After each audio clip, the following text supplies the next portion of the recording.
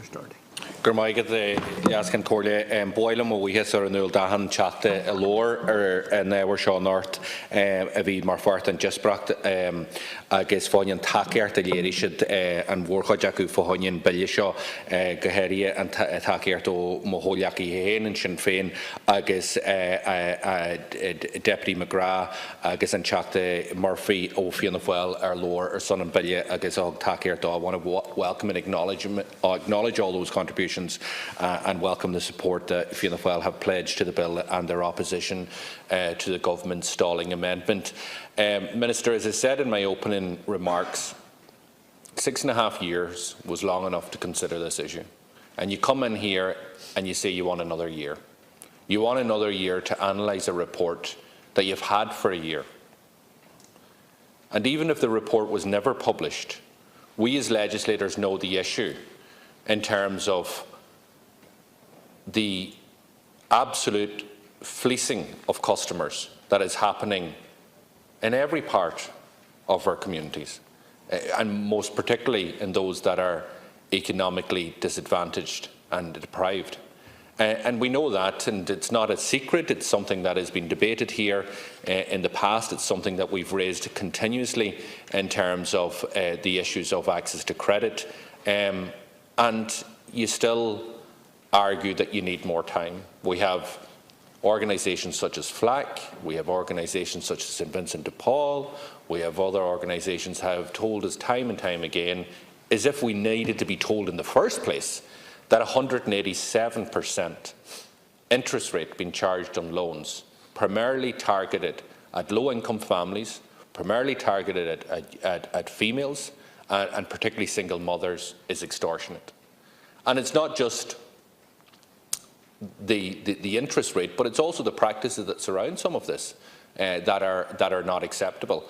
Many of those who talk about being trapped in a cycle of these type of loans, you can see from all of the studies that have been produced that this is intergenerational, that the child is borrowing from the same loan shark as the mother did, as the granny did.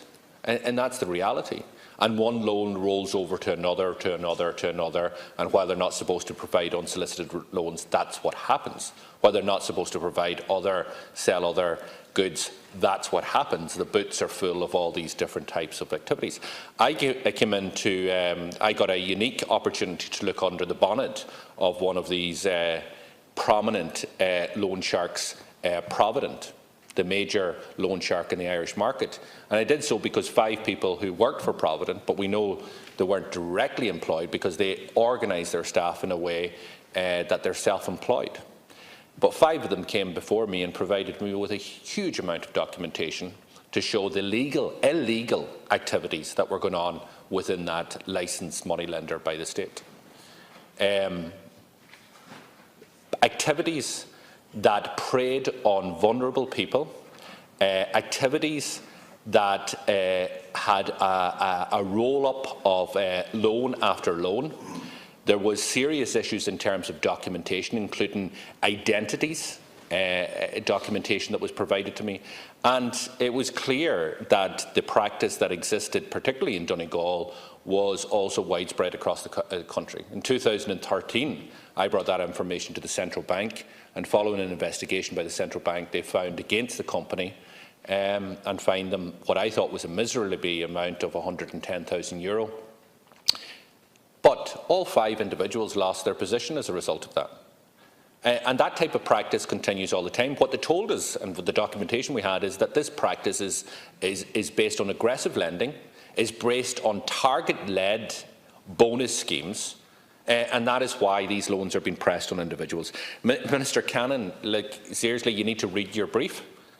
Nobody is forcing anybody into the hands of moneylenders. Indeed, if you look at what happened just across the water in terms of the restriction of payday lending, what they say very clearly, and if you read the report you would acknowledge this, is that there is no evidence whatsoever that anybody went into acts as illegal money lending as a result of it. You will also see, if you had read the report, that the vast majority of people have suggested that they would access credit from elsewhere, including the credit unions and other sources that are legal. I think the serious question that I would ask government, and you particularly, Minister, since you're so concerned about illegal money lending, is why don't we beef up the prosecutions and such? When I introduced this bill in 2012, not one illegal money lender had been prosecuted. There's been a number of investigations since, but it is still pitiful in relation to what is happening in our society. So, look, this bill makes sense.